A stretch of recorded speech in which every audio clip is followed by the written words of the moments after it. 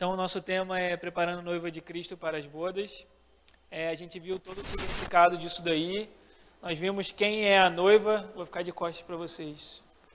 Ok. Nós vimos quem é a noiva, que é a igreja. A igreja, na Bíblia, ela tem duas figuras, ou é um corpo, ou é a noiva. E aí, João fala sobre a noiva, Paulo fala sobre a noiva e Jesus também fala sobre a noiva. As bodas do Cordeiro, bodas todo mundo sabe o que é casamento. Mas o que é, qual é o evento que fala que é o casamento? Qual é o evento? É o arrebatamento. Quando a igreja for arrebatada aos ares, aí é que vai acontecer o casamento, ok? Então, na semana passada, a gente começou a estabelecer essa questão da doutrina do arrebatamento. O que é o arrebatamento e aonde é que isso está escrito na Bíblia? Tá todo mundo muito certinho desse canto, eu estou aqui agora. Eu vou para lá, é verdade. Me ajuda aqui, por favor, alguém. Não, pode ficar aí, fica à vontade. Vocês não são obrigados a fazer nada. Isso. Valeu. Não é essa, por quê? Porque o pessoal vai ficando lá para trás. Mas não tem problema não, tá ótimo. E aí a gente começou a ver o que é a doutrina do arrebatamento. Todo mundo que é evangélico ou está na igreja há um tempo já ouviu falar sobre arrebatamento e todo mundo sabe que é aquele evento onde várias pessoas irão sumir da terra. Porque todo mundo na vida já viu Deixados para Trás. Se você não viu, você provavelmente vai ver, é o filme de terror de todo cristão. É quando você acorda e você ficou e todo mundo foi. Você pode até ver como uma ilustração daquilo ali, na minha opinião, aquilo ali tem erros teológicos grotescos, principalmente em relação ao momento, mas basicamente o arrebatamento é daquela maneira ali. Hoje a gente vai continuar a ver sobre o arrebatamento, porque eu comecei a falar na semana passada e eu não terminei, ok? Então eu queria primeiro que vocês abrissem aí no nosso texto base, que é... Quem lembra o texto base? Não. Texto base. É a preparação da noiva. Quê? Não. Apocalipse 19. É o texto base. Eu ainda brinquei, viu? Não tem como o estudo começar a ser ruim quando o texto base é Apocalipse. Apocalipse 19, versículo 6.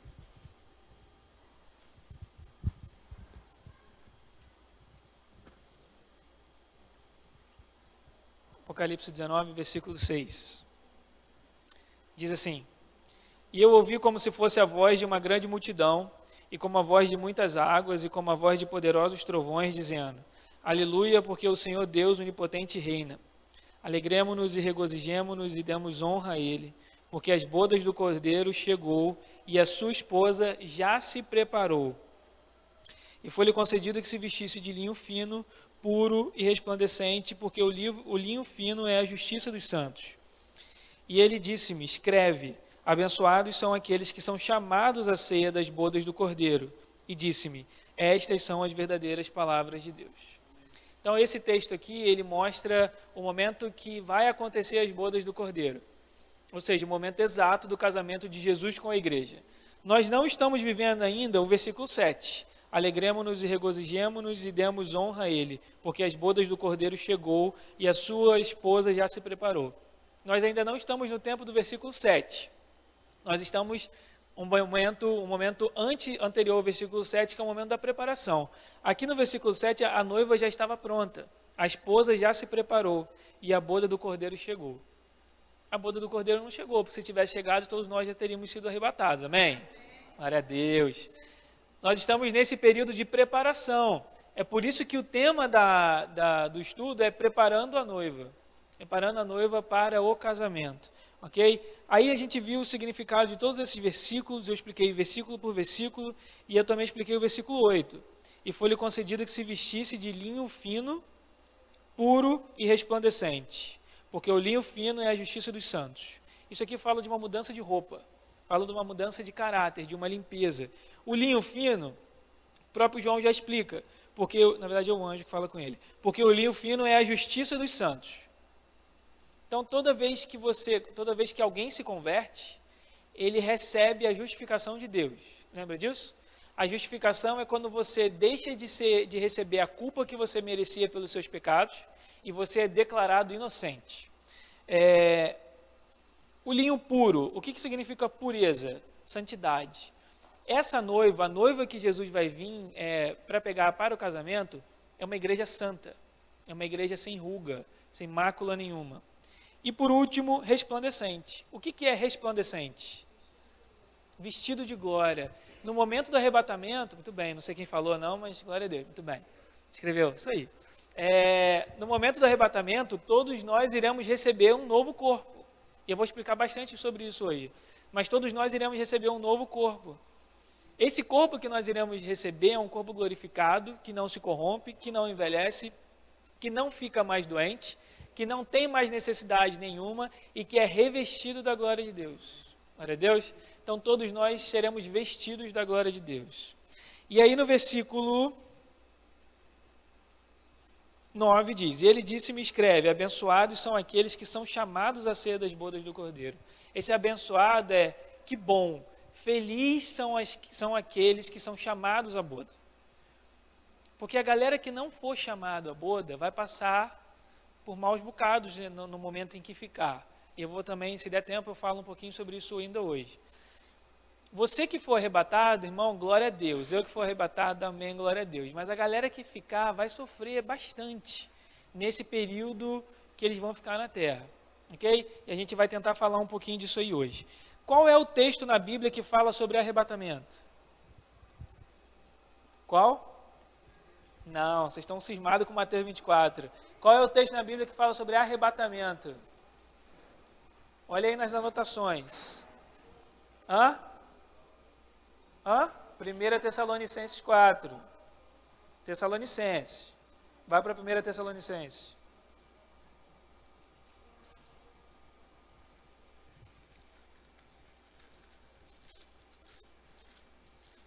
Primeiro. 1 Tessalonicenses 4.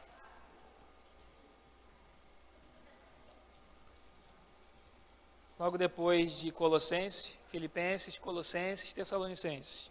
Versículo 4, capítulo 4, versículo 15.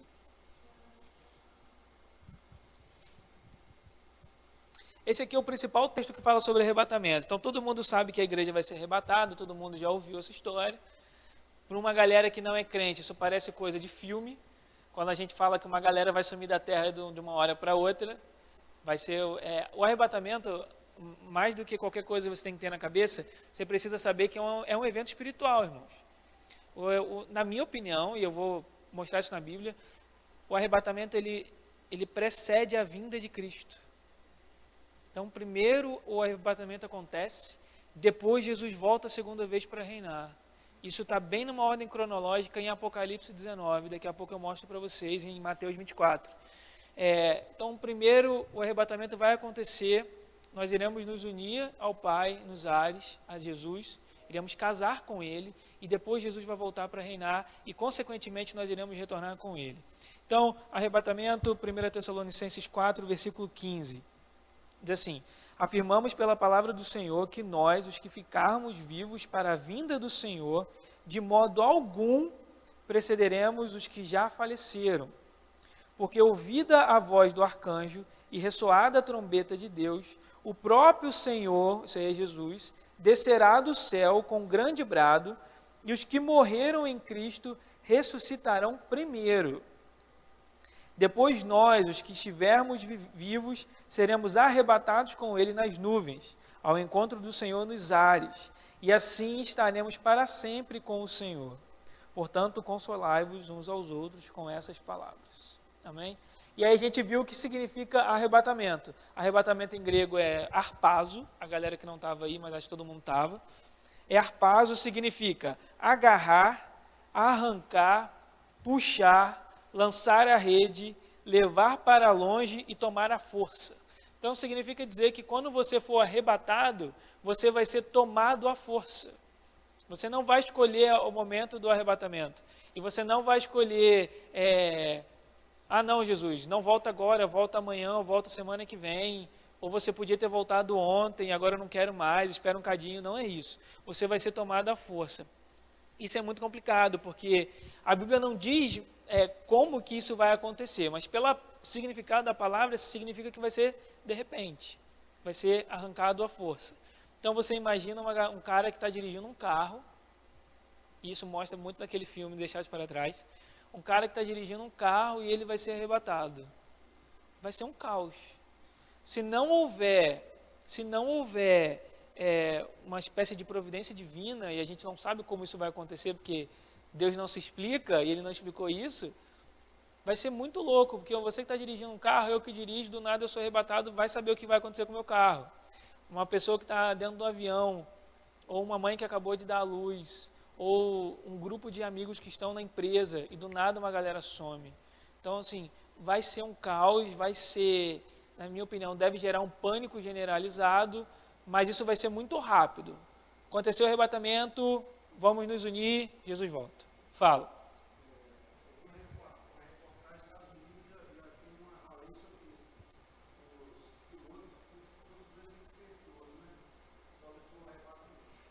Mas será que é por causa disso? Assim, a galera, muitas das vezes isso não é acreditado nem por muitos cristãos, o que é uma vergonha. Então, assim, se nós somos cristãos e nós não acreditamos no arrebatamento, é um absurdo, porque essa é a nossa esperança é a volta de Cristo. Todo mundo quer que Jesus volte, amém? Todo mundo espera pelo reinado dele, amém? Mas para isso acontecer, o arrebatamento tem que acontecer primeiro. A galera precisa sumir. Aí tem muita gente que fala, mas tem muita coisa para acontecer antes de Jesus voltar. Gente, presta atenção. Esse negócio de Jesus voltar é o arrebatamento, amém? Jesus volta, mas antes é o arrebatamento. Então não tem como você desvincular o Jesus voltar do arrebatamento. E aí todo mundo fala, tem muita coisa para acontecer antes de Jesus voltar. Ok, eu posso até aceitar essa frase. Mas você tem que saber o seguinte, o principal evento que tinha que acontecer para Jesus voltar, já aconteceu, que foi Israel ter virado nação de novo. A Bíblia fala, quando a figueira voltar a florescer, essa geração verá a minha volta. Jesus está falando sobre isso. E aí a gente entende que a figueira é Israel, que o símbolo de Israel é a figueira, ela voltou a florescer quando ela voltou a ser nação e voltou a frutificar. Israel voltou a produzir, Israel voltou a gerar dinheiro e a crescer como nação. Isso aconteceu em 1948. Então, assim, esse último grande evento, que é a volta que a transformação de Israel novamente em nação, isso já aconteceu.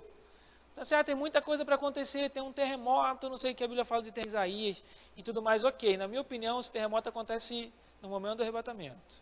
No início do grande dia do Senhor, eu vou tentar explicar isso um pouco. Mas não fiquem caindo nessa conversinha meio fiada, tem muita coisa para acontecer ainda. Não tem.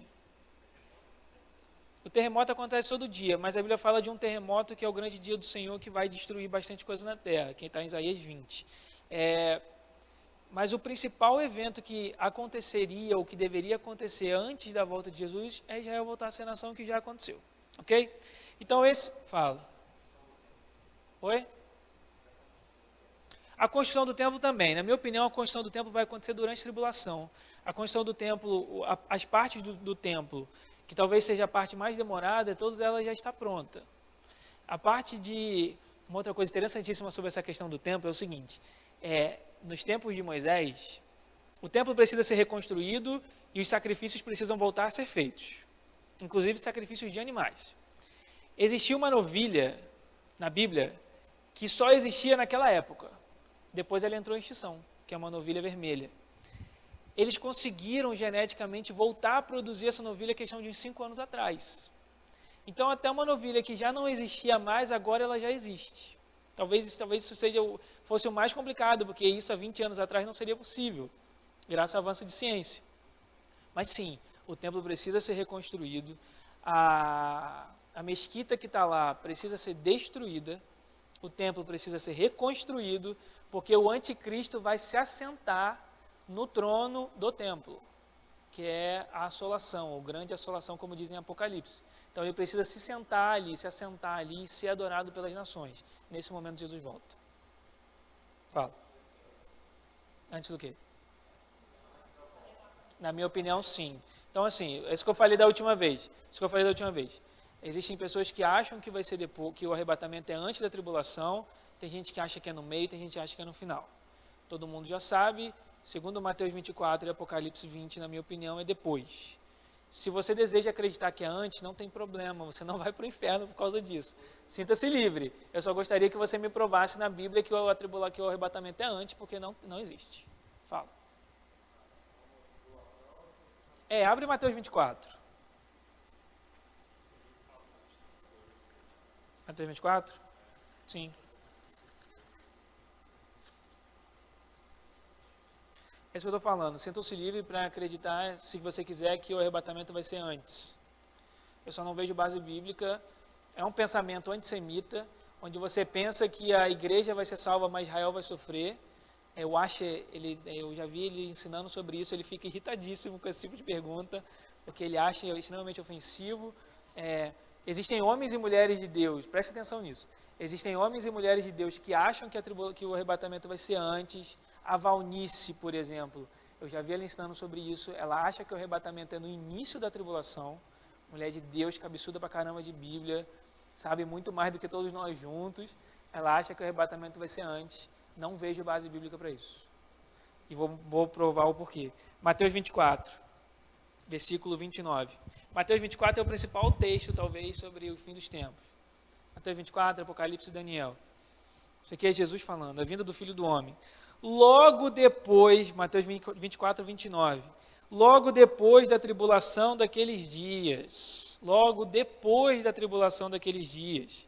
o sol escurecerá e a lua não dará a sua luz, as estrelas cairão do céu e os poderes do céu serão abalados. Então aparecerá no céu o sinal do Filho do Homem. O sinal do Filho do Homem é a vinda dele. E todas as nações da terra se lamentarão e verão o Filho do Homem vindo com poder e grande glória nas nuvens do céu.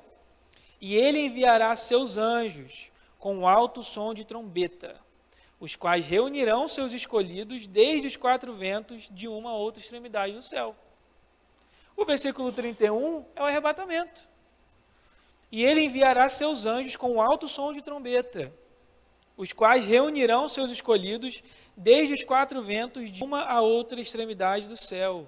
Quando que isso aqui vai acontecer? No versículo 29, logo depois da tribulação daqueles dias. O anjo só vai descer e só vai tocar a trombeta, só vai reunir a galera toda logo depois da tribulação daqueles dias. Versículo 32. Aprendei, pois, a parábola da figueira. Quando os ramos se renovam e as folhas brotam, sabeis que o verão está próximo. Da mesma forma, quando virdes todas essas coisas, sabei que ele está próximo às portas. Isso aqui é Israel.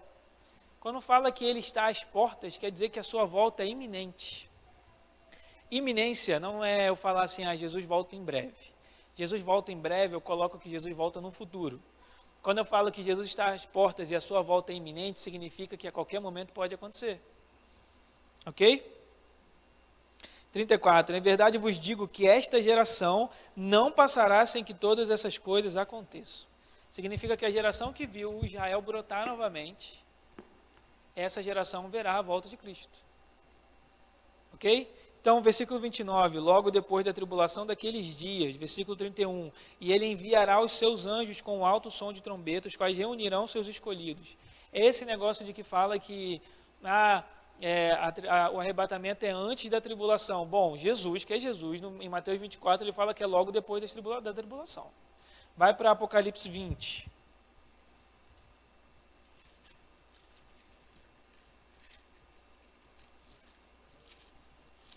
Se for antes, glória a Deus. Mas e se for depois? Para pensar nisso? Se for antes se o arrebatamento for antes, fala. Não? Não. Se o arrebatamento for antes da tribulação, glória a Deus. Ninguém vai passar por isso. Mas e se for depois? Aí fica todo mundo aí aguardando Jesus voltar antes. Aí inicia a tribulação, o bicho lá, o anticristo, se assenta no templo, vai ser enganado por um monte de gente e você vai ficar aí frustrado. Mas cadê Jesus? Jesus errou a data, falou que ia voltar antes e não voltou. Mas a Bíblia não diz que Jesus ia voltar antes.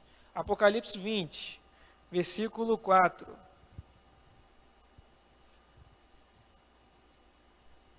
Então vi alguns tronos e foi dado o poder de julgar os que nele se assentaram.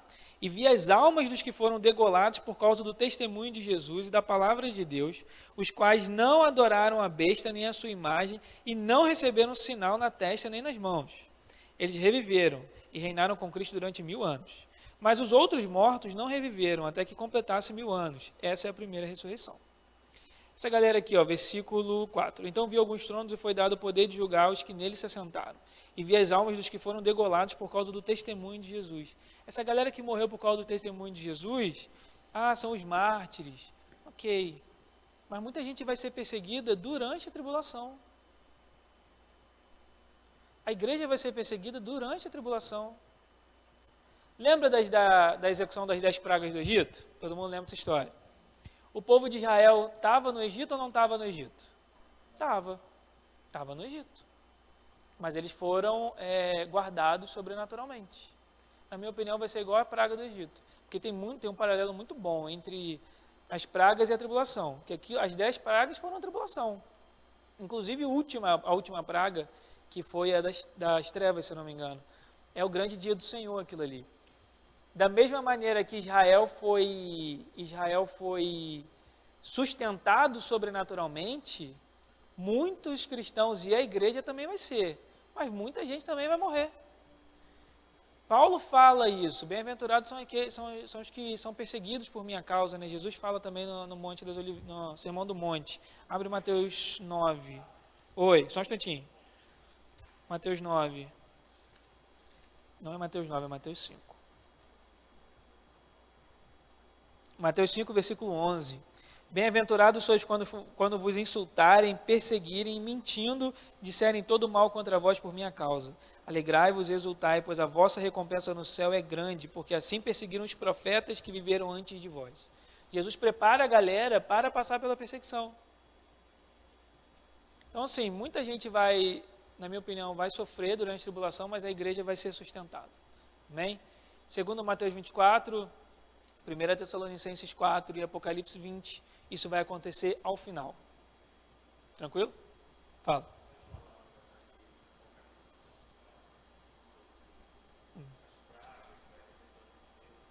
São as 7 trombetas. Exatamente.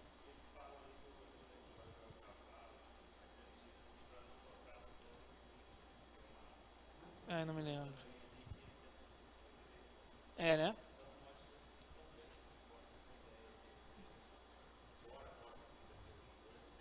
Sim, na minha opinião vai ser sustentado. Muita gente vai sofrer, mas muita gente vai ser sustentado também. Ele fala sobre a questão dos cavalos do Apocalipse. Fala, Francisco. Avancei pra caramba, Francisco.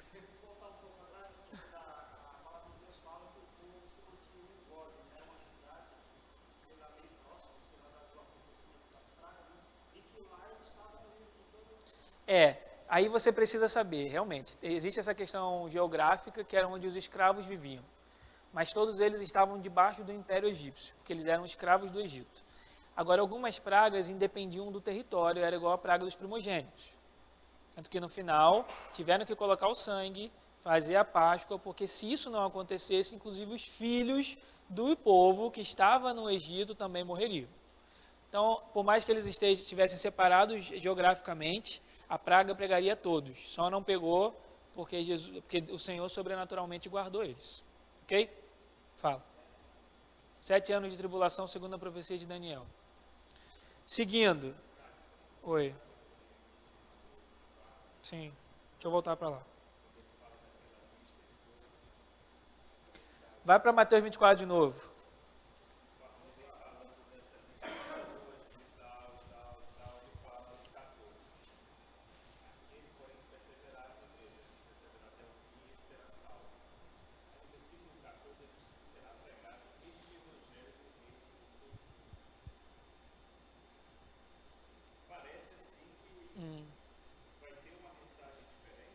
Na tribulação?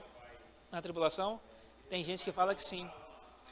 Tem gente que fala que a maior colheita da história da igreja vai acontecer na tribulação.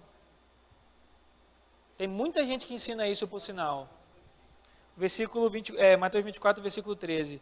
Mas quem perseverar até o fim será salvo. Versículo 14. Este evangelho do reino será pregado pelo mundo inteiro para testemunho a todas as nações e então virá o fim. Olha o versículo 15, Paulo. Quando vides no lugar santo a abominação assoladora, da qual falou o profeta Daniel, quem lhe entenda, então os que estiverem na Judéia fujam para os montes. Quem estiver no alto da casa, não desça para retirar as coisas da sua casa. E quem estiver no campo, não volte para apanhar suas roupas. E ai das que estiverem grávidas e das que amamentarem naqueles dias. Orai para que a vossa fuga não aconteça no inverno nem no sábado, porque haverá uma tribulação muito grande, como nunca houve desde o princípio do mundo até agora, nem jamais haverá. E se aqueles dias não fossem abreviados, ninguém seria salvo. Mas por causa dos escolhidos, eles serão abreviados. Se os escolhidos não estivessem aqui na tribulação, não faria sentido abreviar por causa dos escolhidos. É semântica. Não teria por que abreviar, os escolhidos já não estariam mais na terra. Mas por causa dos escolhidos, o tempo precisaria ser abreviado. Ok? Seguindo, fala. Não tem como saber. Na minha opinião, você tem que ficar atento. A gente vai ter indícios de que começou a tribulação. Segundo esse negócio de Daniel, eu vou explicar bem mais para frente, nessa mesma aula. Mas segundo Daniel, são 7 anos de tribulação. A metade desse período é boa, vai ter paz. A outra metade, pelo que eu entendo, é o versículo 15. Quando vides no lugar santo a abominação assoladora, aí, depois que a abominação, sentar no lugar santo, que é o anticristo, sentar no templo, aí começa a perseguição. Aí o negócio pega. Tanto que ele vira falando, fujam para os campos, fujam para os montes. Ai daquele que tiver que fugir durante o inverno, porque vai sofrer. A tribulação não é toda ruim, irmão. Aí você está aí agora, está falando que a tribulação é boa. Não estou falando que a tribulação não é boa, já é boa. Só estou falando que a primeira metade vai ser de paz. O cara tem que se apresentar como salvador da nação. A segunda metade é onde ele vai romper, e olha só, Daniel fala disso. No início, o anticristo vai fazer um tratado de paz com Israel. Ele vai defender Israel. Na metade da tribulação, ele rompe esse tratado de paz, porque no final, Israel vai ser cercado por todos os seus inimigos. Tem uma profecia, se eu não me engano, em Daniel, não sei de cabeça agora, mas a Bíblia fala que tanta gente vai morrer em Jerusalém que vai correr sangue nas ruas de Jerusalém. Não sei. Acho que não. Fala. Calma, gente. O Emmanuel Macron. Eu já ouvi dizer também. Ele é um cara novo, ele apareceu do nada. Pode ser. Mas é meio cedo para a gente dizer, até porque quem manda na Europa hoje ainda é a Angela Merkel e não é o Macron. Então, uma galera que estuda bastante isso fala que, a Bíblia fala que a perseguição ela vai vir de Roma. Roma não é um poder político e nem militar hoje em dia, mas Roma, na Bíblia, representa todo o território europeu. Então, significa dizer, a galera fala que o anticristo precisa vir da Europa. Ele precisa ser romano, ele precisa ser italiano, ou seja, ele precisa vir da Europa. Se isso realmente estiver certo, o anticristo precisa ser europeu e o Macron se encaixa. Nesse período, acho que ainda não. Ok? Mais alguém? Foi? Seguindo então. A galera que morrer antes será ressuscitado primeiro. Vai para 1 Tessalonicenses de novo. Vai lá para 1 Tessalonicenses de novo. 1 Tessalonicenses 4.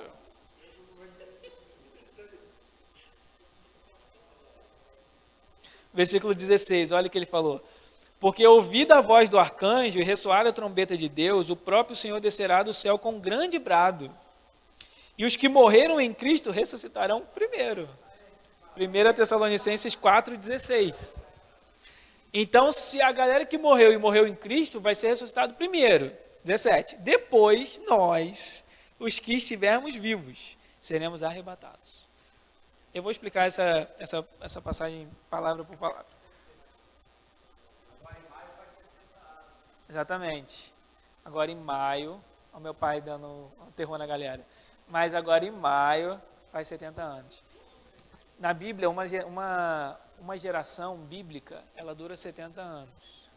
Então, se você coloca aí que Israel voltou a ser nação em 1948, mais 70, Israel voltou a ser nação em maio. Vai ser nessa geração. Oi? Pode ser que tudo aconteça em 6 meses, pode ser que Jesus volte agora, pode ser que Jesus volte daqui a 10 anos, e a gente não sabe. A Bíblia fala que nem Jesus sabe quando ele virá. Eu vou repetir essa passagem daqui a pouco, mas a Bíblia fala que nem Jesus sabe quando ele vai voltar, a não ser o Pai. Então, assim, nós temos alguns indícios, e nós temos o amigo do noivo. Daqui a pouco eu falo do amigo do noivo. Amém? Então, versículo 16. Agora vamos falar versículo por versículo, tá bom? Eu quero explicar isso com calma. Versículo 15. Afirmamos pela palavra do Senhor que nós, os que ficarmos vivos para a vinda do Senhor, de modo algum precederemos os que já faleceram. 1 Tessalonicenses 4, versículo 15. Primeira coisa, isso aqui quem escreve é Paulo. Ele realmente acreditava que a volta de Cristo era iminente. Ele realmente acreditava que ele não veria a morte. Então, quando Paulo escreve isso, ele vira e fala assim, olha, eu estou achando que eu não vou morrer e eu acho que vocês também não vão morrer. Mas isso não aconteceu. Versículo 16. Porque, isso, cara, olha só. 16 e 17 é ordem cronológica, é ato contínuo. Uma coisa acontece depois da outra. Então, versículo 16. Porque ouvida a voz do arcanjo... Calma, irmão. Segura aí. Ok. Porque ouvida a voz do arcanjo e ressoada a trombeta de Deus, o próprio Senhor descerá do céu com grande brado, e os que morreram em Cristo ressuscitarão primeiro. Então, o aviso do arrebatamento é o forte brado, a voz do arcanjo, ressoada a trombeta. Vai para Mateus 24, 31. Não fecha Tessalonicenses. Vai para Mateus 24, 31.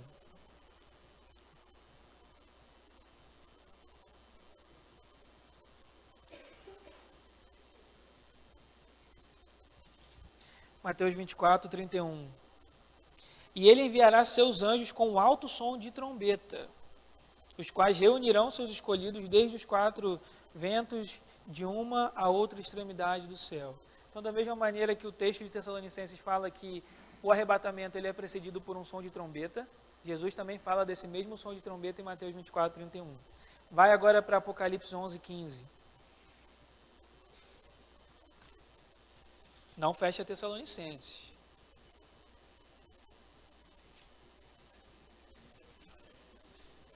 Tá mesmo, né? Apocalipse 11, 15.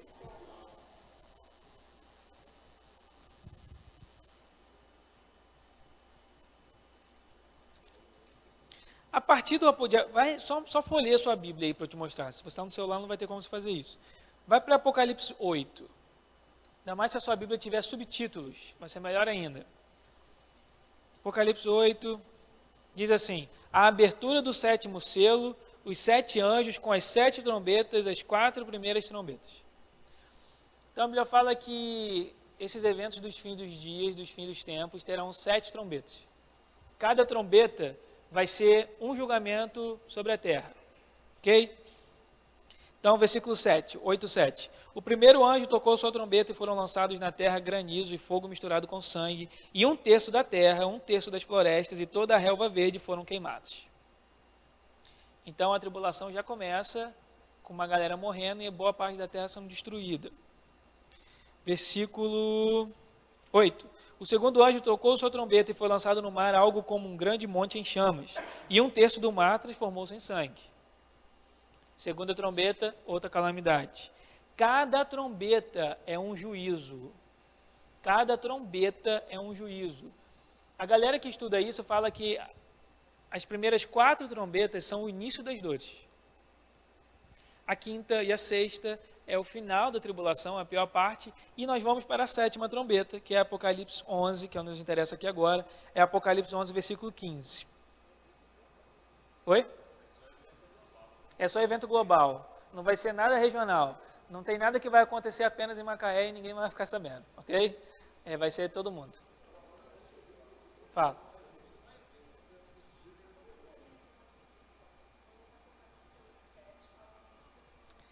Sim, fala do início da trombeta. As trombetas, elas marcam o início da tribulação. Então, pode ser.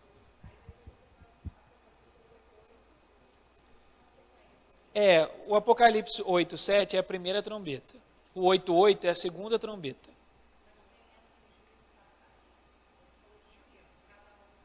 Uma coisa, está escrito. Então, o versículo 7 fala do granizo, fogo misturado com sangue. O 8 fala sobre um monte em chamas que vai ser jogado no mar e o mar vai virar sangue. O versículo 10 fala da terceira trombeta, que fala uma grande estrela queimando como se fosse uma tocha, caiu do céu sobre 1/3 dos rios e sobre as fontes das águas. Isso provavelmente é um meteorito. Fala. Só um, cara, eu não entendo vários aqui em Apocalipse. Fala. Ai, Senhor, me dá graça para ensinar o Apocalipse, que é complicadíssimo.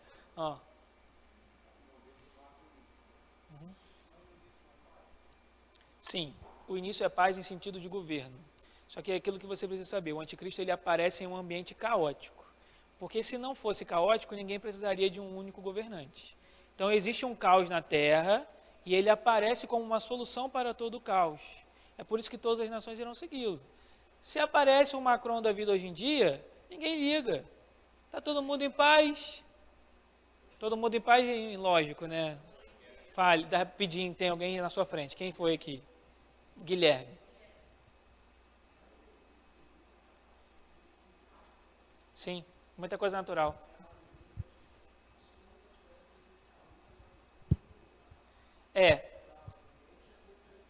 Quando você vê as trombetas, não é decorrência de atitude humana.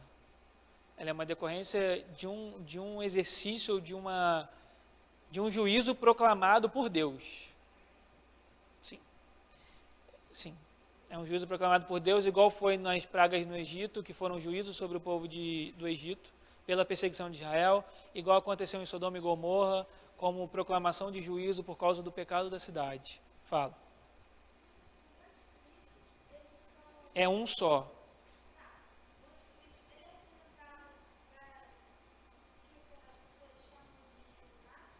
Não. Assim, pode até ser. Eu, sinceramente, acho essa questão de Illuminati meio teoria da conspiração. Mas pode ser. Eu não sei. O anticristo ele vai ser um líder político mundial, ele vai aparecer, ele vai chamar toda a atenção para si, ele vai ser recebido pelos próprios judeus como Messias, por isso que fala grande abominação. Ele vai usurpar o lugar de Jesus, que é o único e verdadeiro Messias, ele vai se assentar num trono que só é de Jesus no templo. Então, assim, ele é um líder, ele é um homem, é uma pessoa física encarnada, e ele precisa ser um líder político. Se ele faz ser um Illuminati, ok. Mas se ele também não for, não tem problema. Fala, mais alguém? Seguindo? Onde é que eu estava?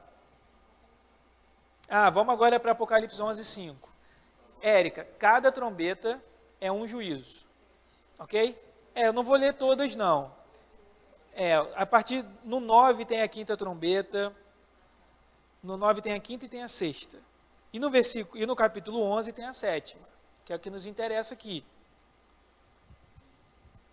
Apocalipse 11, versículo 15.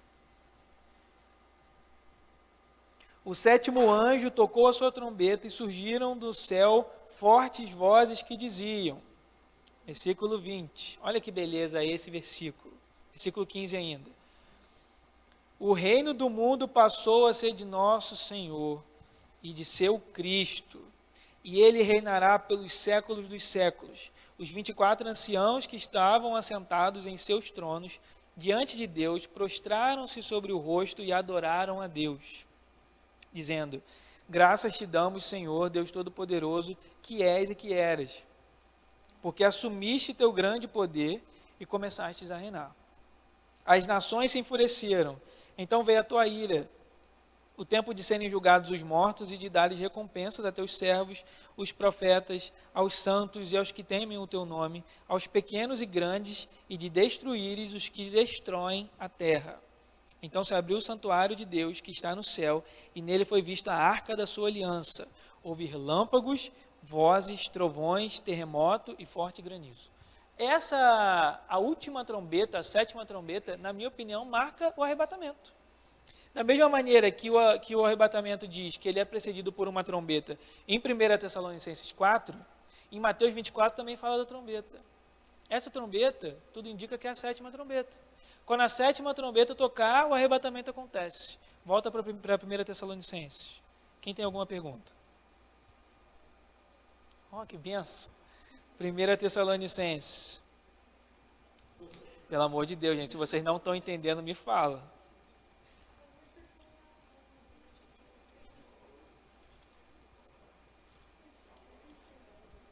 É muita referência. Eu sei, vou falar devagar, ok? É muita referência. E, infelizmente, não sei porquê, o Espírito Santo, na hora de compilar a Bíblia, ele não botou, tipo, do arrebatamento. O arrebatamento vai ser assim, assim, assim. Não, então nós temos versículos e a gente precisa juntar, ok?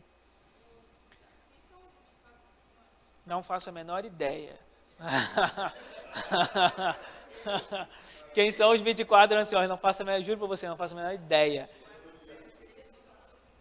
Eles aparecem em Apocalipse, algumas pessoas falam que é uma coletânea de santos, homens santos. Pois é, uma coletânea de homens santos do Antigo Testamento, os apóstolos e os patriarcas. Cara, eu acho isso uma forçação de barra. A Bíblia não diz isso. Então, assim, quem são? Não sei. São 24 seres espirituais e angelicais. Da mesma maneira que no céu existe o Pai, o Filho e o Espírito Santo, existem anjos. Os anjos são querubins, serafins e arcanjos. São anjos completamente diferentes. Da mesma maneira que existem 4 seres viventes, que são estranhíssimos por sinal. Ezequiel fala isso, são bichos com cara de animal, asas, tem um que tem a asa coberta por olhos. Então, assim, são seres espirituais que estão no céu e servem a Deus durante 24 horas por dia. Quem são? Não faço a menor ideia. Eu sei que eles existem porque a Bíblia diz que eles existem. Ok? Interessante. Os anjos, eles interagem com o homem. A Bíblia fala isso, Hebreus, se eu não me engano, fala isso. Que os anjos, eles servem para servir o homem, eles ministram ao homem. Então, você não ora, você não reza para o anjo, aquela oração do anjo arcanjo, sei lá como é que é o nome daquilo. Anjo da guarda. Deus manda o anjo dele andar com você para te servir. Amém? Então, você não tem que acender uma vela para o pé do anjo. É o anjo que anda com você para te servir. Da mesma maneira que existem os anjos que interagem com o homem, existem os 24 seres, os 24 anciãos. Essa galera não interage. Eles não interagem com você. Pelo menos a Bíblia não diz isso. Os 4 seres viventes também não. Agora, Ezequiel já teve uma visão dos 4 seres viventes. Da mesma maneira que João teve também em Apocalipse. Então, assim, eles viram os 4 seres viventes. Mas em nenhum momento eles interagem com eles. Posso ir? Hã? Se for sobre o tema, seria bom.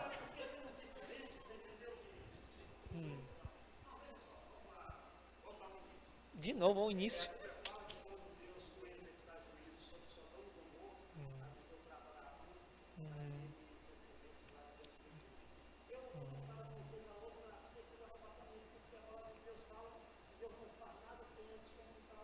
Sim.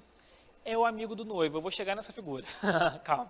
Eu chego na figura. Porque assim, existe a figura do amigo do noivo. Daqui a pouco eu chego nisso. Não vai ser assim, tipo, do nada e pegadinha, cheguei e todo mundo fica. Não, vai ser avisado. Versículo 16.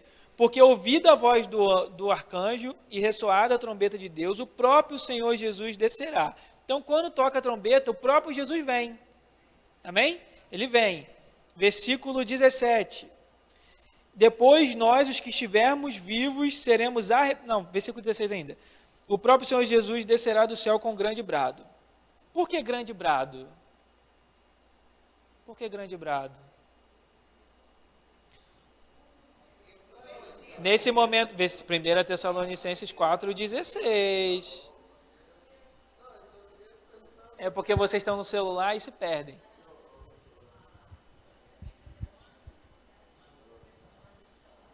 Apocalipse 11. Não nesse momento. Tem ligação, mas ainda não. Por que a Bíblia fala no versículo 16? E aí eu quero que vocês falem. Por que a Bíblia fala no versículo 16, descerá do céu com grande brado, descerá do céu com grande brado? Por quê?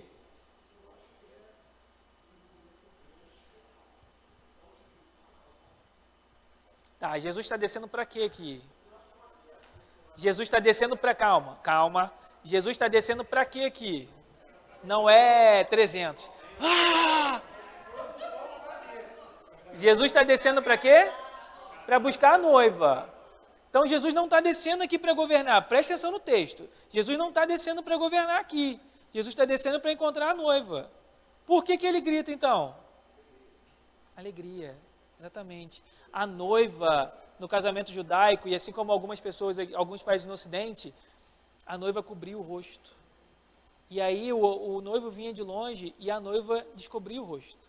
Quando a noiva descobria o rosto e o noivo via, ele gritava de alegria, por causa da beleza da noiva. Lembra? Vai para Apocalipse 19. Não estraga a seriedade do texto, não. Vai para Apocalipse 19. Oh. Apocalipse 19. Versículo 7. Não fecha Tessalonicenses.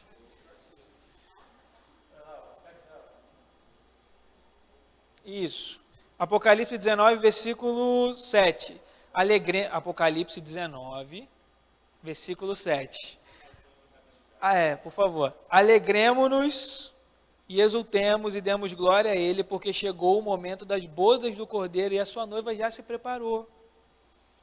E foi-lhe permitido vestir-se de linho fino, resplandecente e puro, pois o linho fino são as obras justas dos santos. Quando lá no versículo de 1 Tessalonicenses 4,16 diz que o Senhor Jesus descerá do céu com grande brado, com grande brado, significa que quando ele vê a sua noiva preparada, pura, sem mácula, sem ruga, santa, vestida de glória, ele vai se surpreender com a beleza da igreja. Nesse momento, Jesus dá o seu grande brado. Nesse momento, antes, quando Jesus está descendo e ele brada, ele está descendo, ele está indo para o seu casamento. Jesus não está descendo para governar a terra por 1000 anos e para subjugar todos os reinos da terra. Ele está descendo para encontrar a igreja. Quando ele vê a igreja preparada, vestida de linho fino, puro, bonita, completamente pronta, aí ele brada de alegria, porque ele vê a sua noiva. Ok? Versículo 16. Descerá do céu com grande brado e os que morreram em Cristo ressuscitarão primeiro. O que isso significa?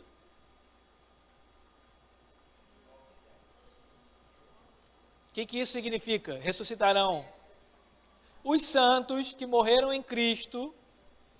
Então vamos lá, pensa num parente seu que morreu em Cristo. Esse é o parente quando Jesus descer, Jesus estiver vindo para o seu casamento, eles serão o primeiro a subir. A galera vai sair da sua cova, vai sair do seu túmulo, no melhor estilo The Walking Dead, dos zumbis aí. Mas a galera vai sair do túmulo e vai receber um corpo glorificado. No momento que ele recebe o corpo glorificado, ele encontra Jesus nas alturas. Logo depois acontece o nosso arrebatamento, se nós estivermos vivos lá.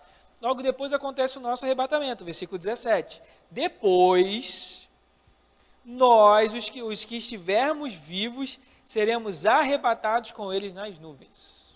Ok? Então, primeiro os mortos que morreram em Cristo irão ressuscitar, sair do túmulo, depois nós seremos arrebatados.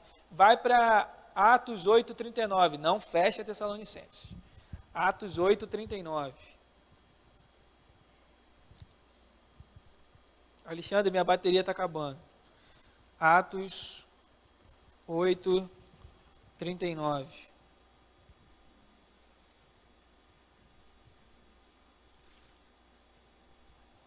Exemplos de arrebatamento sem ser esse último que aconteceram na Bíblia. Elisa, abre para mim 2 Coríntios 12. E Hausen, por favor, abre para mim Apocalipse 12. Atos, isso, segura aí no versículo. Atos 8:39, diz assim: Quando saíram da água, o Espírito do Senhor arrebatou Filipe. O eunuco não mais o viu e alegre seguiu o seu caminho. Filipe foi arrebatado, significa que uma hora ele estava num canto, outra hora ele foi levado para outra localidade, do nada, ele foi transladado. O arrebatamento é isso. Um belo dia você vai estar em Macaé no Hortifruti, quando você for arrebatado você vai se encontrar nos ares com Deus. Amém? Vai para 2 Coríntios 12, não fecha a Tessalonicenses. 2 Coríntios 12. 12. Sim. Isso. 2 Coríntios 12, versículo 2.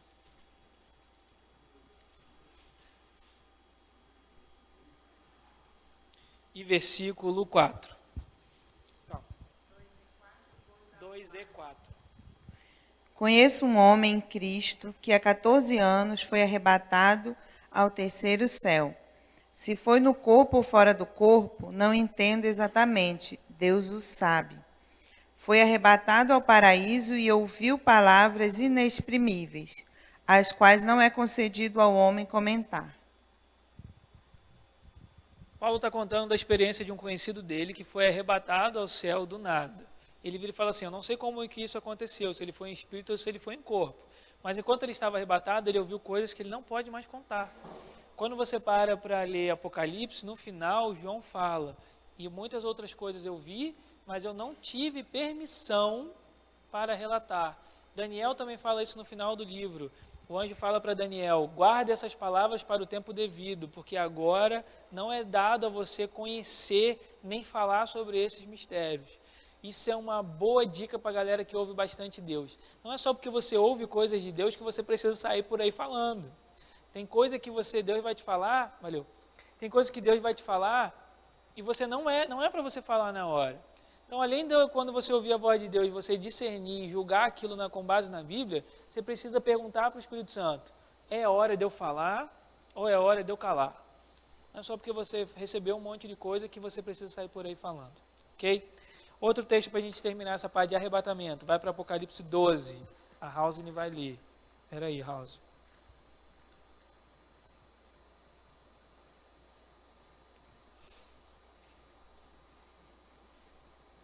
Ah, isso aqui é sensacional. Apocalipse 12, versículo 5. E deu à luz a um filho, um varão que há de reger todas as nações com vara de ferro. E o seu filho foi arrebatado para Deus e para o seu trono. Está falando de quem aqui? Jesus. Jesus é o nosso Messias que vai governar as nações com cetro de ferro. Seu filho, filho de Deus, foi arrebatado para Deus e para o seu trono. Quando que Jesus foi arrebatado? Quando ele ressuscita e depois dos 40 dias que Jesus fica aqui. Jesus ressuscita e ele ainda fica 40 dias na terra ensinando os seus discípulos, os apóstolos. E logo depois ele é levado ao céu. E a Bíblia fala que os discípulos veem Jesus subindo entre as nuvens. Esse aqui é o arrebatamento de Jesus que fala em Apocalipse 12. Ok? Volta para 1 Tessalonicenses.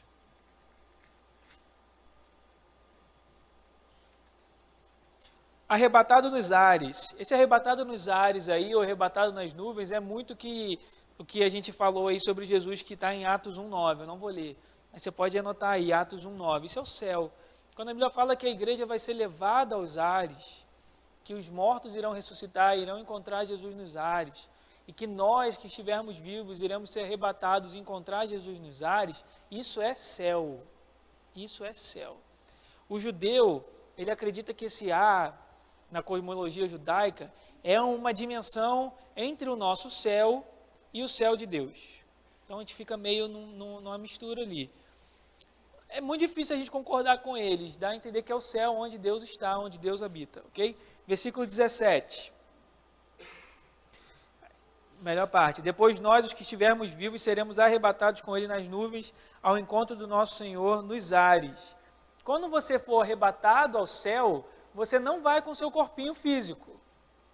Porque esse seu corpinho físico que você tem hoje, ele não resiste, não é como se fosse a mesma dimensão. Deus é espírito, amém? É por isso que a nossa parte, a parte da nossa criação que se conecta com Deus não é o seu corpo físico, é o seu espírito. Você escuta Deus não com o seu ouvido, mas com o ouvido do seu espírito. Você tem uma visão não com os seus olhos naturais, mas com os olhos do seu espírito. Você fala e você profetiza não com a sua boca natural, ainda que você a use, mas você fala com a voz do seu espírito. A sua parte que se conecta a Deus e que experimenta Deus é o seu espírito. Por causa disso, não tem como você ir até o céu com o seu corpo físico. Você precisa receber um novo corpo. Aonde que na Bíblia fala sobre esse novo corpo? 1 Coríntios 15. Não fecha Tessalonicenses.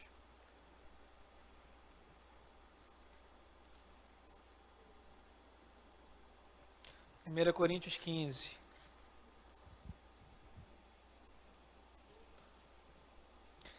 Coríntios 15 é gigantesco. Você tem que ler em casa do versículo 35 ao versículo 58. 1 Coríntios 15, do 35 ao 58.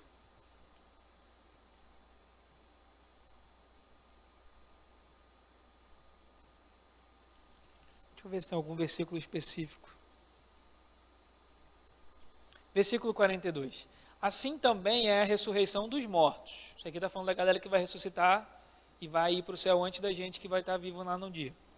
Assim também é a ressurreição dos mortos. Semeia-se um corpo perecível e ressuscita um imperecível. Ou seja, morre com um corpo perecível, mas na hora que ressuscita, já ressuscita com um corpo que não perece, com um corpo glorificado. Em 43. Semeia-se em desonra e ressuscita em glória. Não é isso que diz em Apocalipse 19, que nós estaremos vestidos de glória? Semeia-se em fraqueza e ressuscita em poder. Essa glória é o poder manifesto de Deus. 44. Semeia-se um corpo natural e ressuscita um corpo espiritual. Se há corpo natural, há também um corpo espiritual. Você precisa ir lendo toda essa parte. Do versículo 50 ao versículo 58, fala sobre a mudança do corpo também. Versículo 50. Mas digo isto, irmãos: carne e sangue não podem herdar o reino de Deus, nem o que é perecível pode herdar o imperecível. E vos digo um mistério: nem todos iremos falecer, mas todos seremos transformados. Você não precisa morrer para receber um novo corpo. É isso que Paulo está falando. Não é necessário que você morra, seja enterrado, ressuscite com um novo corpo para ser transformado fisicamente. A galera que for ressuscitada, que estiver viva, nós, em nome de Jesus, nós iremos receber um novo corpo no momento do arrebatamento. Enquanto nós subirmos, nós teremos um corpo. Fala.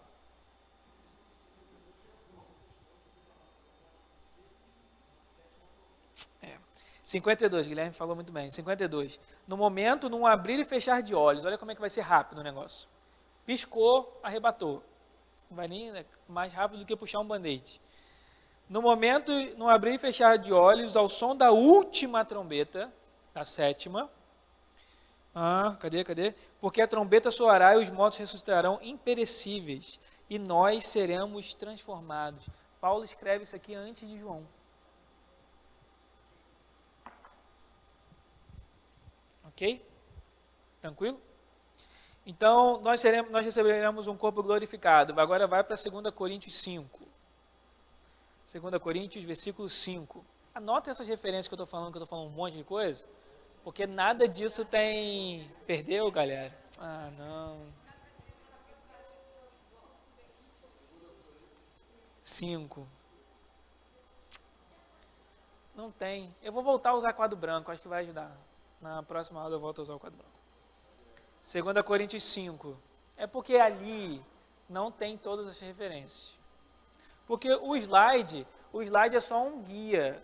Ele não é uma apostila como a gente tem normalmente. Quem falou? 2 Coríntios 5, do 1 ao 4. Sabemos que esta nossa tenda, nossa casa terrena, foi destruída. Temos um edifício da parte de Deus, uma casa eterna no céu, não feita por mãos humanas. Enquanto estamos nesta tenda, gememos desejando ser revestidos da nossa habitação celestial. Essa nossa tenda é o nosso corpo físico. Enquanto estamos vivendo nesse corpo físico, nós gememos. Por quê? Porque o corpo perece. A gente fica cansado, a gente tem dor de cabeça, a gente tem dor de barriga, alguns têm doenças mais graves, a gente precisa usar óculos, a gente tem dor nas costas, e aí, enquanto isso a gente vai gemendo. 3. Pois se de fato estivermos vestidos, não seremos achados despidos. Porque enquanto estamos nessa tenda, gememos e somos afligidos. Ó, lembra de Jó? Pois não queremos ser despidos, mas sim revestidos, para que aquilo que é mortal seja absorvido pela vida. Foi Deus mesmo quem nos preparou para isso e Deus o Espírito como garantia. Amém? Paulo fala que você tem um corpo físico, ele é perecível e ele é temporário. E Deus nos deu o seu Espírito que habita dentro de você, diz amém? Espírito Santo que habita dentro de você para te lembrar que esse corpo físico seu, ele tem prazo de validade. Que isso não é o plano definitivo de Deus para você. O plano definitivo de Deus para você é você ser revestido de glória e receber um corpo glorificado. Amém? Vai para Filipenses 3:20.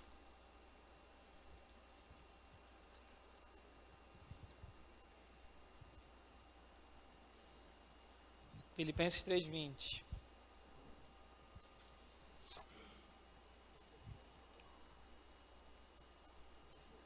Mas a nossa pátria está no céu, de onde também aguardamos um Salvador, o Senhor Jesus Cristo. Olha, de onde também aguardamos um Salvador? Então, nós esperamos que Jesus volte do céu. 21. Que transformará o corpo da nossa humilhação para ser semelhante ao corpo da sua glória, pelo seu poder eficaz de sujeitar a si todas as coisas. Então, nós esperamos a vinda do nosso Messias do céu, esperamos receber a transformação de um corpo para deixarmos de ter um corpo natural para receber um corpo espiritual revestido de glória.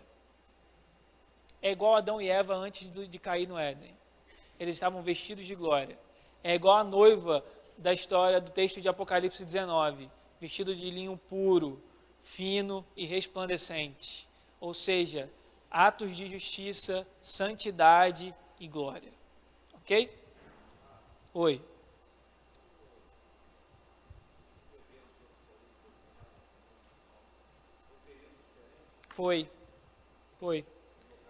Foi. E eles não tiveram contato com os escritos um do outro. Hoje, nós temos isso aqui. Tudo arrumadinho. Na época deles, eles não tinham o Novo Testamento. Parou para pensar já isso? Jesus não tinha Novo Testamento. João não tinha Novo Testamento. Eles tinham o Antigo. E aí, todos esses textos que a gente lê, que são os livros, eles eram passados em forma de carta. Então, Paulo escreveu a carta à igreja em Roma, que é o livro de Romanos, mandou para eles. Eles estudaram. Depois que eles terminaram de estudar, reler e absorver aquilo tudo, eles passavam para uma outra igreja. É por isso que o texto bíblico ele precisou depois ser compilado, ele precisou ser reunido. Porque o que tinham eram várias cartas separadas e espalhadas, que as igrejas iam passando uma para si. Então, quando João escreveu, ele estava preso em Patmos, provavelmente Paulo não teve acesso, até porque eles viveram na mesma época.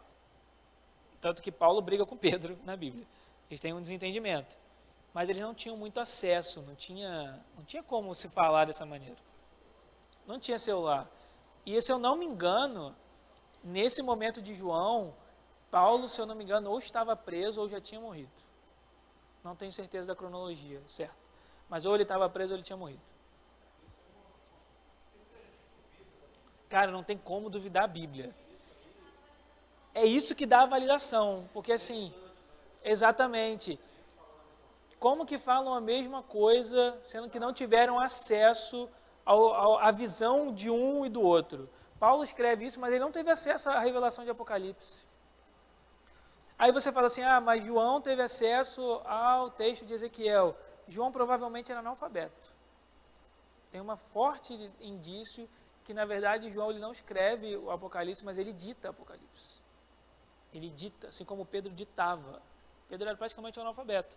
Aí, cara, como é que você pensa, né? Você vê lá em, se eu não me engano, Atos 3 ou, sei lá, Atos 5. Você vê o discurso de Pedro diante do povo e no sinédrio. Você vê um cara analfabeto falando daquele jeito. Só pode ser o Espírito Santo, cara. Porque do contrário, ele não tinha como, até porque Pedro vai e ele usa texto do Antigo Testamento que só os mestres da lei conheciam.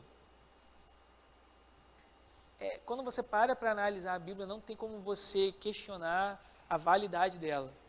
Porque é muita gente que viveu em épocas diferentes, em países diferentes, que falava línguas diferentes, que nunca ouviram falar um do outro falando a mesma coisa. É muito difícil. Ok?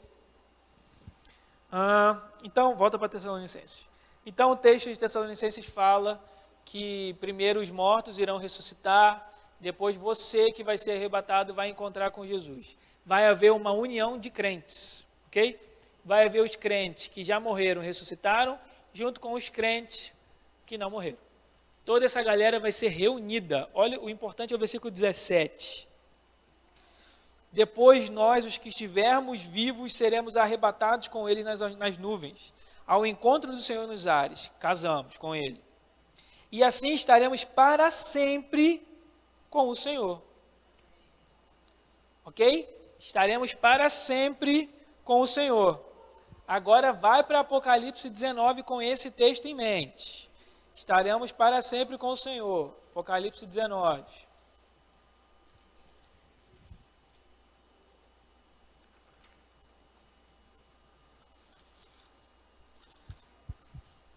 Rapaz, estou com uma fome. Apocalipse 19.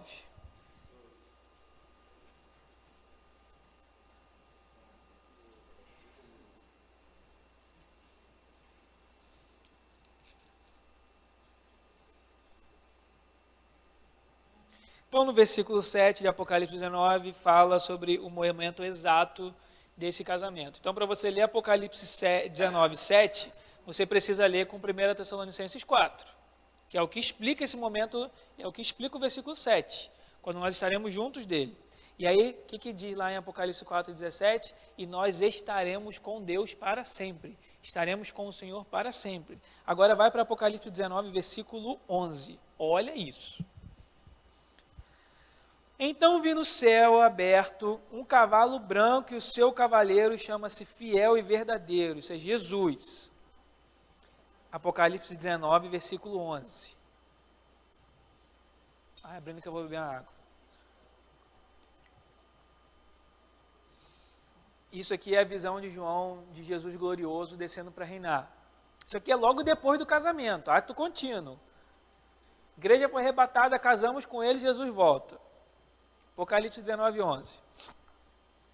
Então vi no céu aberto um cavalo branco e seu cavaleiro chama-se Fiel e Verdadeiro. Ele julga e luta com justiça. Os seus olhos eram como chama de fogo, sobre a cabeça trazia muitas coroas, isso é autoridade, e tinha um nome escrito que ninguém conhece senão ele mesmo. Estava vestido com um manto salpicado de sangue, e seu nome é o Verbo de Deus. João 1. Os exércitos do céu o seguiam montados em cavalos brancos e vestidos de linho fino, branco e puro, ou seja, justiça, santidade e glória. Uma espada afiada saía-lhe da boca para ferir com ela as nações, e ele as regerá com cetro de ferro. E ele mesmo é o que pisa o lagar do vinho do furor da ira do Deus Todo-Poderoso. Pausa aqui. Isso daqui é logo depois do arrebatamento, e quando Jesus volta, dessa maneira, ele volta para lidar com o povo que ficou na terra e não foi arrebatado. Esse daqui é o que a Bíblia chama de o grande dia do Senhor, ou o terrível dia do Senhor, é o dia do julgamento, onde Jesus desce para governar e para subjugar as nações que não se dobraram diante dele. Versículo 16. No manto, sobre a coxa, traz escrito o nome Rei dos Reis e Senhor dos Senhores. Vi um anjo em pé no sol que clamava em alta voz, dizendo a todas as aves que voavam pelo meio do céu: Vinde, ajuntai-vos para a grande ceia de Deus, para comerdes a carne de reis, de comandantes, de poderosos, de cavalos e de seus cavaleiros. Sim, a carne de todos os homens, livres e escravos, pequenos e grandes. Tanta gente vai morrer que vai virar comida de ave naquele dia. Aí você vira e fala assim, mas Jesus é bonzinho, mas Jesus ele vem trazer justiça. Jesus, ele é bonzinho, ele é misericordioso, ele tem graça, ele é bondoso, mas ele dá um tempo para a humanidade escolher em seguir a Cristo. Mas quando chegar a hora, a Bíblia fala que Deus, ele é o justo juiz, ele vai julgar as nações, da mesma maneira que eu e você seremos julgados. Se for por ordem alfabética, imagina, quem tem A aqui? A Alessandra. Está lá aquela fila, aquela cabeçada toda, e chama lá, a Alessandra. Aí a Alessandra vai pela frente, Jesus liga o telão e aparece lá todos os atos da Alessandra. Nesse momento seremos todos julgados. Jesus, ele é o justo juiz, ele é misericórdia, ele é amor, mas ele é justiça. Nesse momento, quando Jesus desce, ele desce para fazer justiça. Isso é depois do arrebatamento. O arrebatamento aconteceu no versículo 7. Isso aqui estamos depois. Por que isso é importante? Calma. Por que isso é importante? Porque no versículo 7, porque em 1 Tessalonicenses 4, fala que a partir do momento do arrebatamento, nós estaremos sempre juntos com Deus, com Jesus. No momento, calma, deixa eu terminar. No momento em que nós, a partir do momento em que nós estamos juntos e unidos com o Senhor para sempre, quando Jesus voltar, nós voltamos com eles. Pode ser que sim, pode ser que não. A mesma referência do versículo 8. E aí, só um instantinho que eu vou provar isso que eu estou falando para vocês agora. Deixa eu abrir Mateus 24. De novo, porque minha referência está lá em Mateus 24. Quando Jesus descer, nós descemos junto com ele. Ok? Abre Apocalipse 20, versículo 4. Está do ladinho. Todo mundo o quê? Todo mundo que subiu e foi arrebatado, sim. Todos. Calma. Deixa eu terminar meu raciocínio. Versículo, não é esse. Lê para mim, Mateus 20, do 4 ao 5, Elisa. Não, Apocalipse 20, do 4 ao 5. Olhei e vi alguns tronos e foi entregue o poder de julgar aos que neles se assentaram, e vi as almas dos que foram degolados por causa do testemunho de Jesus. Tá, peraí. Essa galera que vai descer e vai receber trono é a galera que subiu. Presta atenção, a partir do momento que você casa, segundo a tradição judaica, marido e mulher não se separam mais. Aonde o marido vai, a mulher vai. Da mesma maneira que a partir do momento que nós estamos unidos com Cristo, como dizem em 1 Tessalonicenses 4, nós não nos separamos mais de Jesus. Encontramos Jesus nos ares, Jesus desce para governar, voltamos junto com ele. Aí você vira e fala assim, Thales, Jesus vai descer e todo mundo vai ver. Vai, na minha opinião, todo mundo vai ver, todo mundo vai saber. Todo mundo vai ver. Aquela galera que sumiu vai aparecer de novo. O deixar para trás, a galera que some no filme, some para sempre.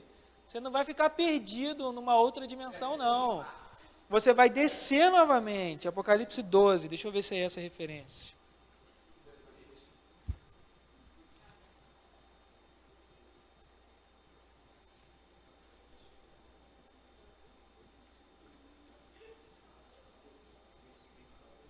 Não, lá que isso aí é mais complicado ainda. A partir do momento que você sobe com Cristo, você vai descer também. E nesse momento que você descer, você vai governar com Ele. Durante os 1000 anos em que Cristo vai governar as nações com cetro de ferro, os filhos, os santos, irão governar a terra com Ele. Tem muito trabalho para fazer durante os 1000 anos. Muita gente, os degolados é o que estavam na terra. Muita gente já morreu martirizado, presta atenção aqui. Muita gente já morreu martirizado e, na minha opinião, muita gente vai morrer durante a tribulação. Crentes. Talvez um de nós, talvez todos nós. Sim. E vi as almas dos que foram degolados por causa do testemunho. É a galera que foi perseguida por causa de Cristo.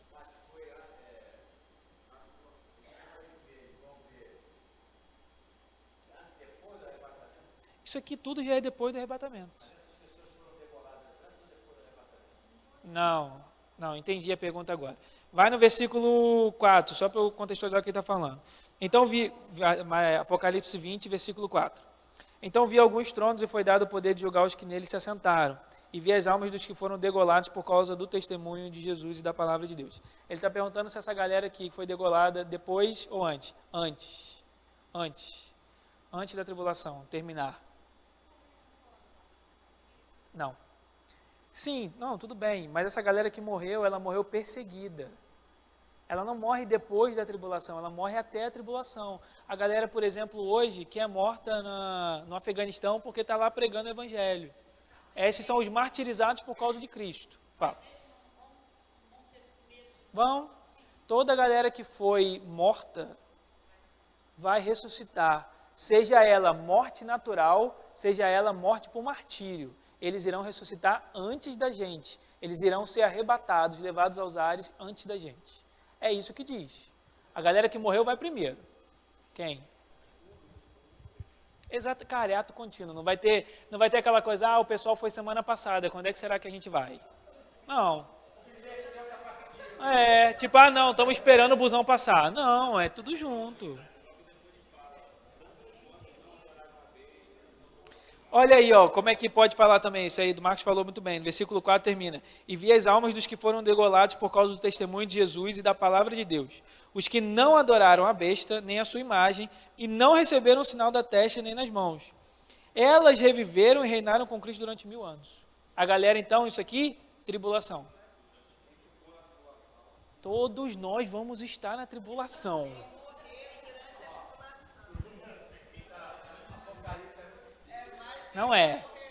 Não é, calma.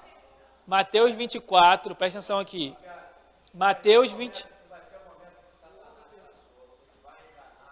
Isso é depois dos 1000 anos. Não é complicado não, isso é depois dos 1000 anos. Isso aqui é início de 1000 anos. Eu estou seguindo, isso aqui é ordem cronológica. Apocalipse é cronologia. Sim. Essa galera que foi arrebatada, essa galera que ressuscitou, não vai ser enganado. Não vai. Sim. Tem pessoas que não vão ser enganadas, ele não vai enganar todo mundo. Presta atenção, gente. Meu pai está adiantando tudo. Depois do milênio, e durante o milênio, Jesus vai governar. Mas durante o milênio, a humanidade não vai perder o livre-arbítrio. Da mesma maneira que Adão e Eva tinham livre-arbítrio no Éden, a humanidade vai continuar existindo, mesmo com Jesus governando. A Bíblia diz que vão ter nações que não irão querer se dobrar diante de Jesus. É por isso que a Bíblia fala que ele vai governar com cetro de ferro. O que é governar com cetro de ferro? Ele vai governar à base da força. Não quis se dobrar, vai morrer. Inclusive, durante esse período, pessoas irão nascer e irão morrer. Essa galera que quiser seguir a Cristo, ok. A galera que não quiser seguir a Cristo, ok, é livre-arbítrio. Depois dos 1000 anos, a Bíblia fala que Satanás vai ser solto. Nesse período, Satanás está preso. Ele vai ser solto e a Bíblia fala que vai ser dado um pouco mais de tempo a ele, para que, se possível, ele consiga enganar inclusive os eleitos.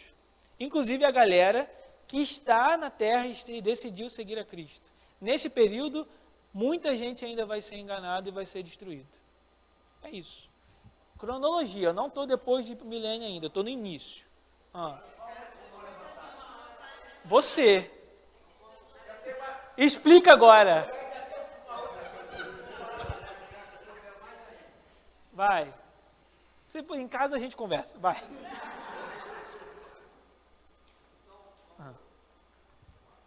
Vamos lá.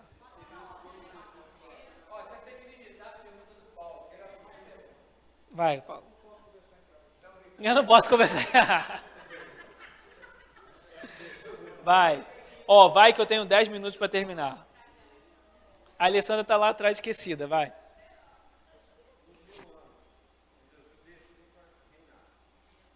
Vai ser benção. Vai reinar como homem. Mas ele é um homem.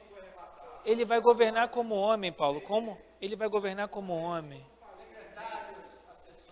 Ele vai governar como homem, como ele é um homem hoje. Ele vai estar todo mundo vai ser governado a partir de Jerusalém. A Bíblia fala que os reis da terra irão para Jerusalém para buscar conselho e direção. A igreja vai se voltar para Jerusalém, porque toda a direção da igreja e das nações vai sair de Jerusalém. De um jeito ou de outro. Alessandra, calma, Guilherme. Alessandra.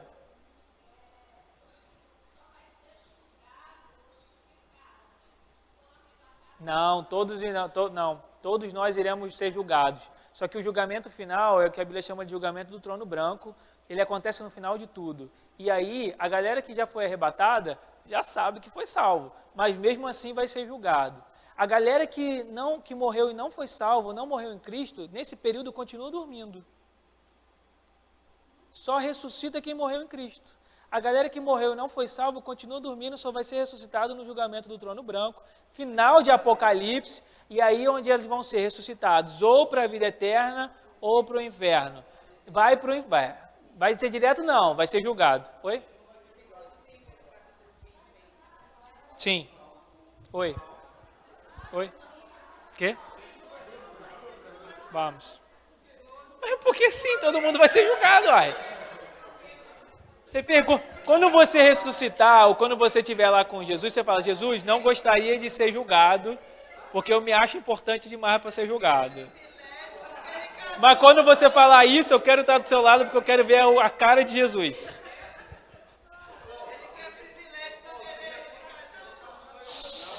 Calma. Tá. Um monte de coisa para mim não faz ainda. Sim. Sim. Mas mesmo assim, vai julgar. Porque olha só, ainda que nesse momento a gente saiba, nós podemos saber que nós estamos salvos, ainda nós não passamos pelo julgamento. Não é só porque você foi arrebatado que você não fez nada de errado na sua vida. Não, está salvo. Está salvo. A Bíblia diz que está salvo. Paulo, presta atenção. Eu entendo que não existe muito motivo de ser na sua cabeça. Agora, Jesus, o Deus, Ele é o justo juiz. Não é só porque você foi arrebatado que você não fez nenhuma besteira na sua vida e que você não vai ser julgado por isso. No momento do julgamento do trono branco, todos nós seremos. Fala, Guilherme. Qual coisa?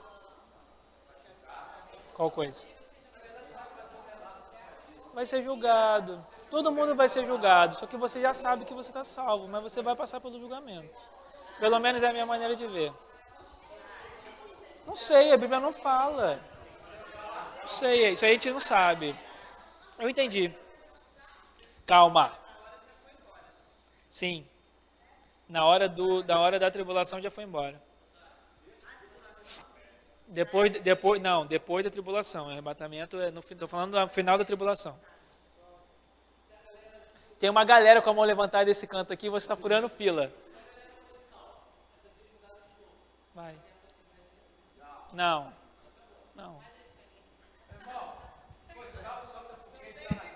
Sabe por quê? Presta atenção, olha só. Sabe por que não tem mais a possibilidade? Porque no momento do arrebatamento, a gente vai se unir definitivamente com o Pai. Nesse momento não tem mais possibilidade de cometer pecado. A gente vai estar com Deus em plenitude. Exatamente. O que diz 2 Coríntios 5,10? Fala do tribunal de Cristo.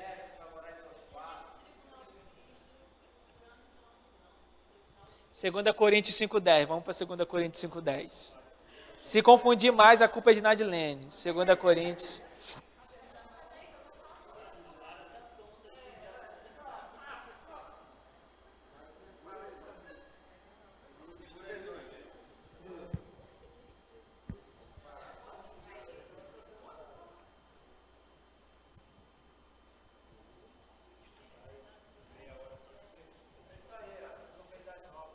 É, 2 Coríntios 5,10, pois é necessário que todos sejamos apresentados diante do tribunal, todos, Paulo, inclusive você, todos sejamos apresentados diante do tribunal de Cristo, para que cada um receba retribuição pelo que fez por meio do corpo, de acordo com o que praticou, seja o bem, seja o mal.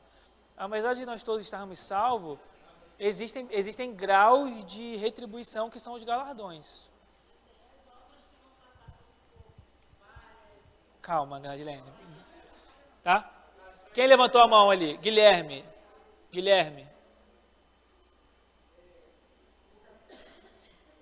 Deixa eu abrir o texto. Apocalipse 20, versículo 4.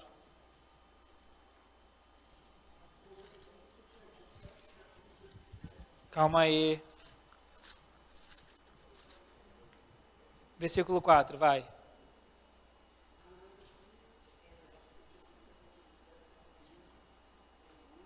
Exatamente. E nesse período aqui inicia o milênio. Jesus prende o diabo, Jesus prende Satanás por 1000 anos, inicia o milênio e os fiéis reinam com ele durante esse período.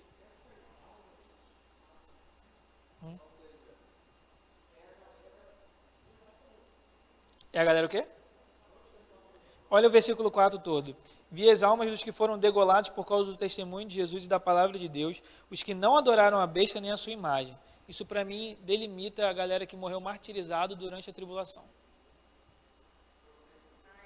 Eles foram perseguidos. É a igreja e é o crente que foi perseguido porque não quis adorar a besta. Talvez sejamos eu e você. Olha, gostei do amém. Muito bom. Porque a Bíblia fala que existe uma bem-aventurança para aquele que for perseguido por causa de Cristo, inclusive para aquele que morrer por causa de Cristo. Essa galera reviverão e reinarão com Cristo durante os 1000 anos.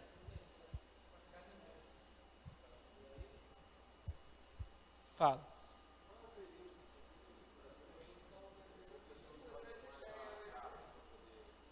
Esse período, quando Jesus volta, não tem mais graça.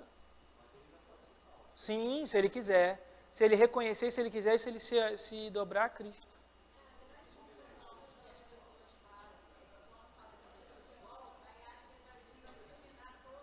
Na verdade, não, a grande confusão para mim, quando fala que Jesus volta, é que ele acha que volta e acabou tudo.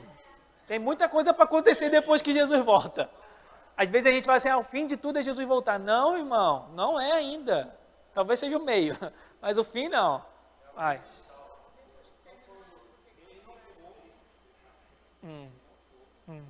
Tá aqui na terra.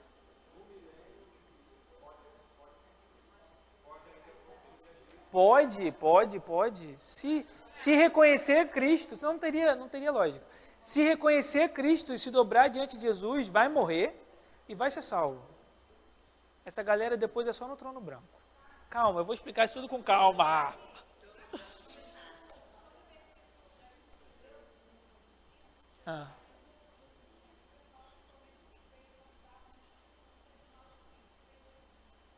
Tem. Tem esse tribunal e tem o tribunal do trono branco, que é o final. Tem. Vai. Mas quem?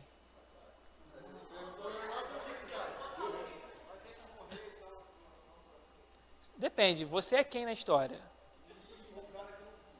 Você é o cara que não foi? Você vai morrer. Presta atenção, gente. Presta atenção, calma. Olha só. Presta atenção, 1000 anos, Paulo, 1000 anos. Vamos supor que eu tenho 20 anos, o arrebatamento aconteceu hoje, eu não fui arrebatado, fiquei. Jesus volta, que é o texto de Apocalipse 19, a segunda parte, dei um jeito e sobrevivi. Tive a sorte de sobreviver.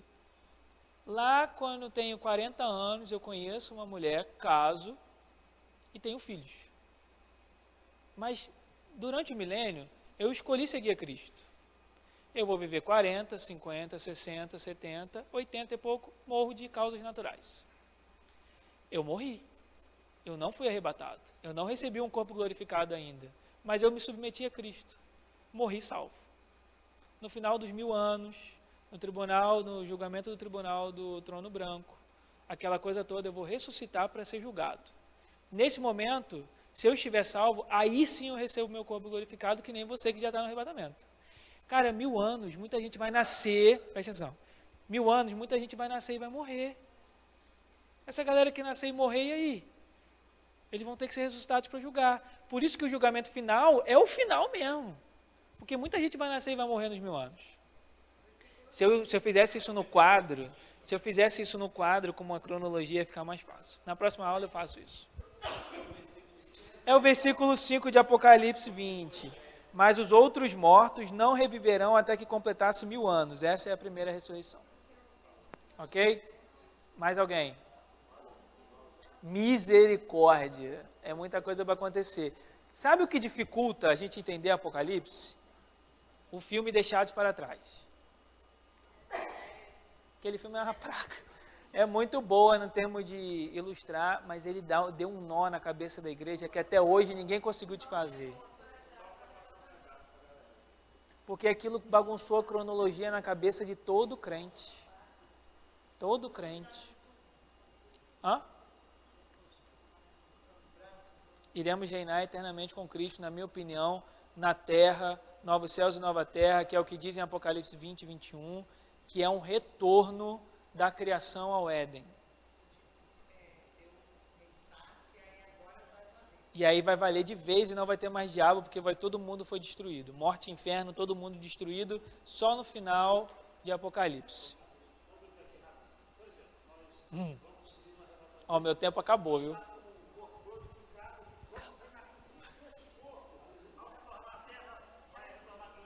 Vai retornar glorificado. Jesus, quando retornar, ele não vai retornar com o corpo glorificado? A gente também. Não é uma penada não, cara. O corpo glorificado é tipo uma penada. Presta atenção, Francisco. Calma, a pergunta de Francisco faz sentido. Você lembra de Jesus, quando Jesus ele ressuscita, ele fica 40 dias na terra. A Bíblia fala que os discípulos estavam trancados em uma casa, com a porta fechada, e do nada Jesus aparecia dentro da casa, e do nada Jesus passava pela parede e ia embora.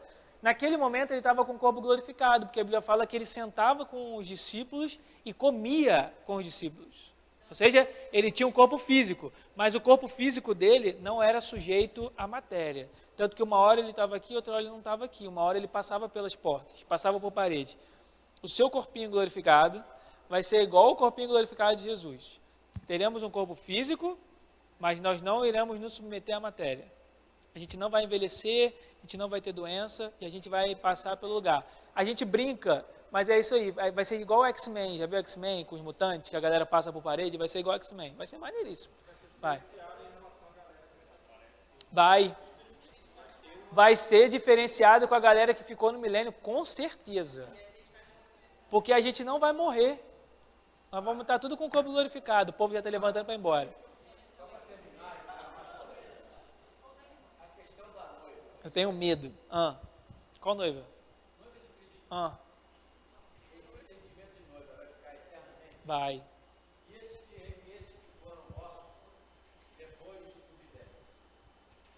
Que foram mortos. Sim, mas depois. Bom, eles vão ser integrados à noiva. Vai, porque, na minha opinião, vai, até porque essa galera que morrer durante o milênio e depois ressuscitar, da mesma maneira que a gente vai entrar no Senhor no arrebatamento, eles também vão. Só que eles só vão entrar em um momento separado. Mas vai haver essa relação de noivo e noiva, porque vai haver... A gente nunca vai perder a admiração por quem Jesus é. Muito pelo contrário, a nossa admiração só vai aumentar. É igual o anjo, já reparou em Apocalipse, igual casamento é ótimo. Já reparou em Apocalipse que tem umas passagens que falam que os anjos adoram diante do Senhor, dizendo santo, santo, santo é o Senhor, o tempo inteiro? Presta atenção nisso. O texto de Apocalipse fala que os anjos adoram o Senhor, dizendo santo, santo, santo, por toda a eternidade. Para eles não é chato. Para eles, cada vez que eles dizem santo, eles olham para o Senhor e eles são arrebatados pela santidade de Deus e eles falam santo de novo. Cada vez que o anjo diz santo, é porque eles foram impactados novamente, como se eles nunca tivessem sido pela santidade do Senhor. Toda vez que a gente olhar para Jesus no milênio, nós seremos atraídos a Jesus como se nós estivéssemos acabado de conhecer Ele. Vai ser assim.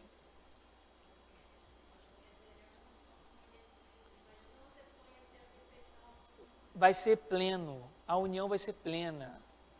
Não vai precisar ninguém que ensine Bíblia, porque nós vamos estar unidos com aquele que é o Verbo encarnado. naquele período eu me aposento de dar aula, porque não vai mais precisar. Amém? Vamos ficar em pé? Durante a tribulação vai. Vai. Ora aqui, Pai. Sábado tem culto na igreja, aniversário da igreja. Você trouxe dízimo na oferta? Domingo também tem culto, amém?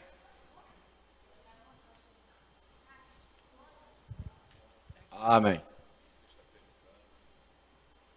Sexta-feira tem ensaio. Quem quer orar? Guilherme não, Guilherme demora muito. Tô brincando, Guilherme. Vem cá orar, vem. Vem cá.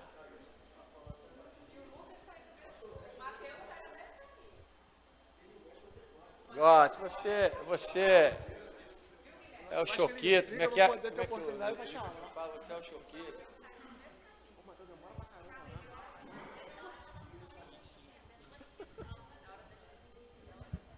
Amém, gente? Vamos orar? Senhor, nós te agradecemos por todo o conhecimento que o Senhor despejou sobre nós nessa noite, Pai. Que o Senhor possa nos abençoar. Com certeza, as palavras que foram ditas aqui são sementes e ainda tem muito que germinar na nossa mente, tem muito que crescer a partir do teu regar, a partir do jogar água do Espírito Santo, Senhor. Então, que o Senhor possa trabalhar na nossa mente, Pai, que o Senhor possa continuar falando conosco, Senhor, estar nos estimulando a cada vez mais para que a gente tenha sede e fome da Tua Palavra, para que a gente possa aprender mais de Ti, sermos mais conhecedores de Ti, porque isso vai trazer crescimento, isso vai trazer estabilidade espiritual, a gente vai parar de ficar oscilando e nós vamos ficar mais fortes com a glória do Senhor, resplandecendo em nossas vidas por conta do Seu conhecimento em nós, Pai. Amém, Senhor.